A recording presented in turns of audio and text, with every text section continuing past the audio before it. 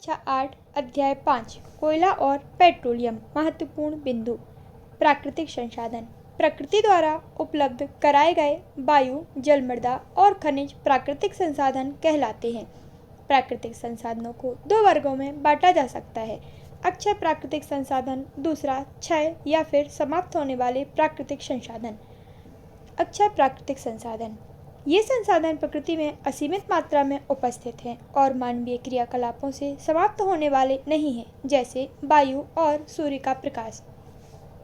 समाप्त होने वाले प्राकृतिक संसाधन प्रकृति में इन स्रोतों की मात्रा सीमित है। ये मानवीय क्रियाकलापों द्वारा समाप्त हो सकते हैं, जैसे वन, खनिज, वन्यजीव, कोयला, पेट्रोलियम, प्राकृतिक गैस इत्यादि। कोयला, पेट्रोलियम और प्राकृतिक गैस जीवाश्म ईंधन है। जीवाश्म ईंधन का निर्माण सजीवों के मृत अवशेषों से लाखों वर्ष पूर्व हुआ था। मृत वनस्पति के धीमे प्रक्रम द्वारा कोयले में परिवर्तन को कार्बनीकरण कहते हैं। जीवाश्म ईंधन समाप्त होने वाले संसाधन हैं। कोक, कोलतार और कोयला कोयले से प्राप्त उत्पाद हैं। पेट्रोलियम के परिष्करण से पेट्रोलियम गैस, पेट्रोल, डीजल, मिट्टी का तेल, पैराफिन मोम, स्नेहक तेल आदि प्राप्त होते हैं।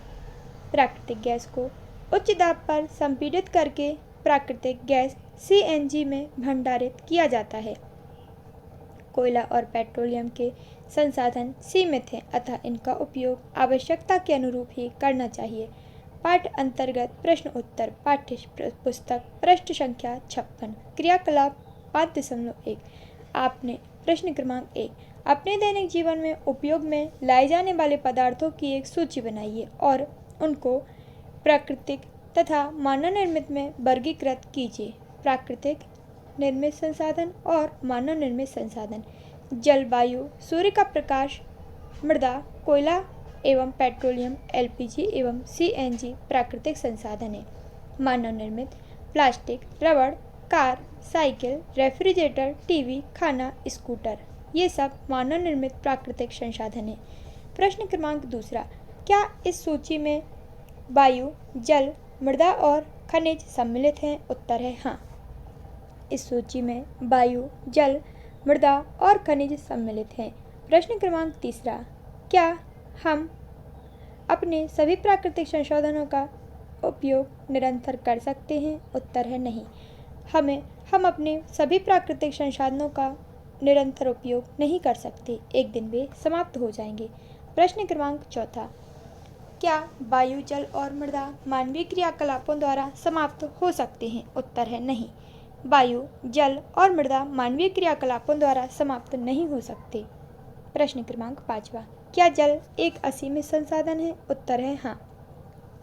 जल एक असीमित संसाधन है, लेकिन इसके असीमित दोहन से यह संकट उत्पन्न कर सकता है।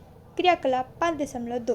प्रश्न क्रमांक 1: अब अंतिम रूप से देखिए कि तीसरी पीढ़ी के सभी उपभोक्ताओं को खाने हेतु कुछ मिला या नहीं। यह भी देखिए कि क्या पात्रों में अभी भी कुछ शेष बच गया है? उत्तर है हाँ।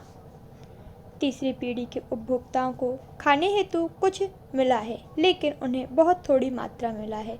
नहीं, पात्रों में अब कुछ भी शेष नहीं बचा है। प्रश्न क्रमांक 2: क्या किसी समूह की पहली पीढ़ी बहुत अधिक लालची है? उत्तर है हाँ। किसी समूह की पहली पीढ़ी बहुत अधिक लालची है।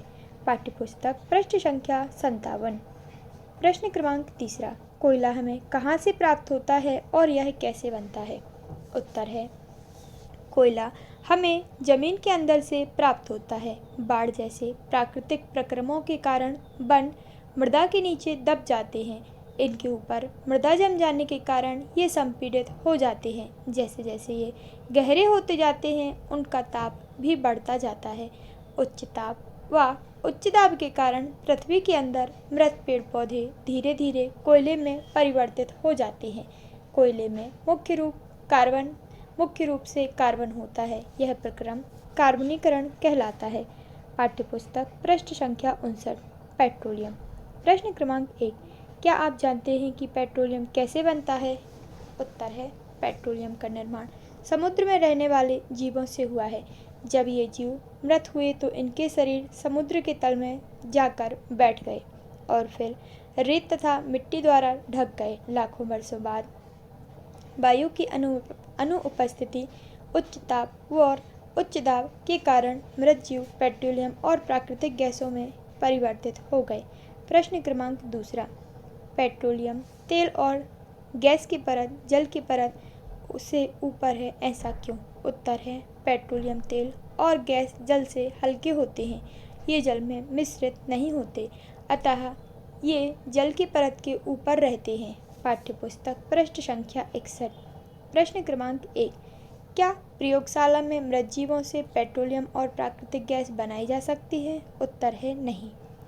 पेट्रोलियम और प्राकृतिक गैसों का बनना एक बहुत धीमा प्रक्रम है और इसके बनने की परिस्थितियां प्रयोगशाला में उत्पन्न नहीं की जा सकती, अतः इन्हें प्रयोगशाला में नहीं बनाया जा सकता।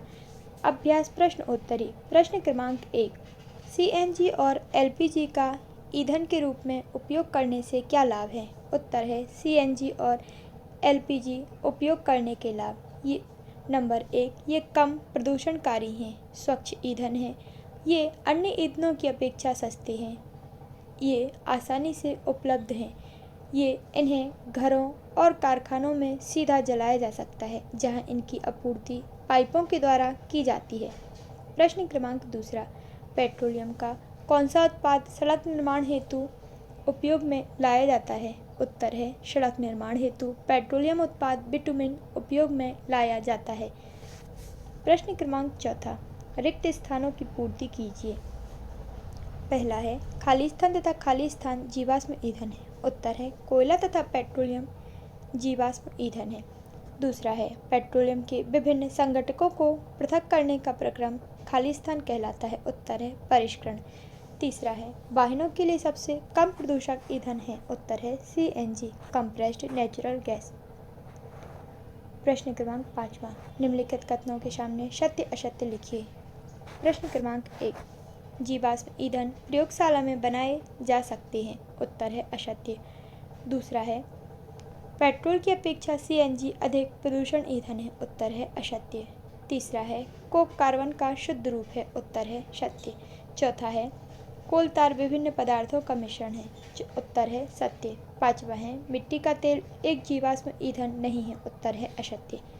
प्रश्न क्रमांक 6वां, समझाइए जीवाश्म ईंधन समाप्त होने वाले प्राकृतिक संसाधन हैं, ऐसा क्यों? उत्तर है, जीवाश्म ईंधन समाप्त होने वाले संसाधन हैं क्योंकि इनके बनने में मृत जीवों को ईंधन में परिवर्तित होने के लिए लाखों वर्ष लगते हैं और उपलब्ध भंडार सीमित है। इसीलिए जीवाश्म ईंधन समाप्त होने वाले प्राकृतिक संसाधन हैं। प्रश्न क्रमांक 7वां, कोक के अभिलक्षणों और उपयोगों का वर्णन कीजिए। उत्तर है, कोक के अभिलक्षण। कोक एक कठोर, सारंध्र और काला पदार्थ है। यह कार्बन का लगभग शुद्ध रूप है। कोक